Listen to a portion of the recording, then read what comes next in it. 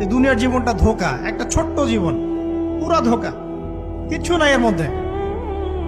আমার কথা শোনেন, এই দুনিয়ার জীবনে কিছুই নাই।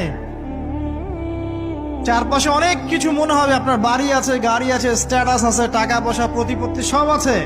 আদতে আপনি একা, আদতে আপনাকে একাই কবরে যাওয়া লাগবে, একাই আল্লাহর সাথে হিসেব নিকাশ দিতে হবে। কেউ নাই সাথে, আমাদের সাথে কেউ নাই। কিন্তু আপনি মনে করছেন যে সেলিব্রিটিজম, বড় আমি পলিটিক্যাল নেতা হয়েছি, আমাকে সবাই চেনে, আমি ইকোনমিক সেক্টরে লিড দেই, রাষ্ট্রকে লিড দেই, আমি ধর্মতাত্ত্বিক ক্ষেত্রে লিড দেই, আমাকে দেখলে মানুষ বাহবা দেয়, ইত্যাদি ইত্যাদি।